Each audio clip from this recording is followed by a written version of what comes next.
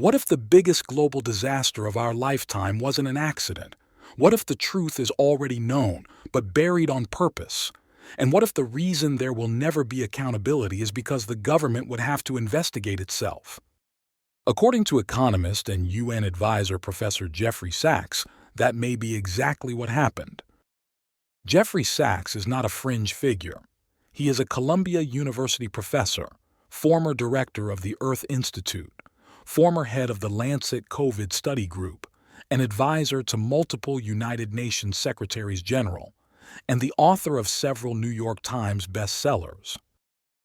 And what he says about COVID's origin is explosive. Sachs says the most likely explanation is not a wet market, not pangolins, and not a random natural spillover.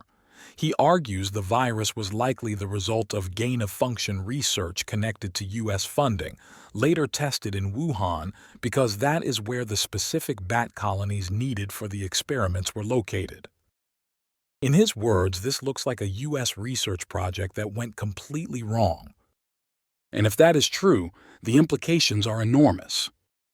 On February 1, 2020, Sachs says a group of leading virologists privately told Dr. Fauci that the evidence pointed toward a lab origin. Just 3 days later, those same scientists published a paper claiming the virus was unequivocally natural. 3 days.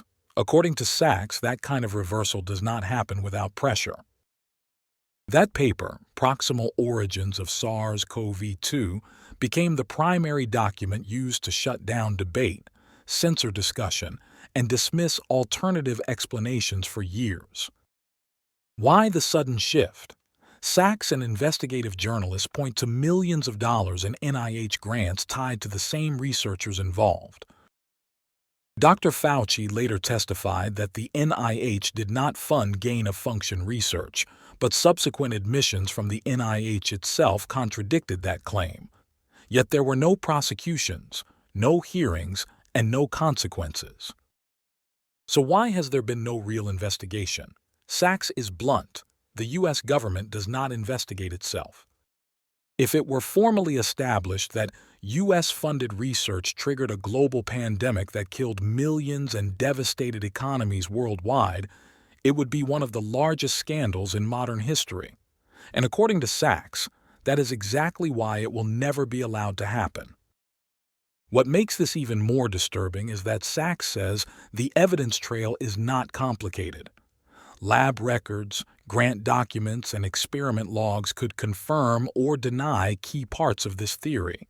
Facilities such as the University of North Carolina and the NIH's Rocky Mountain Laboratory could provide clarity.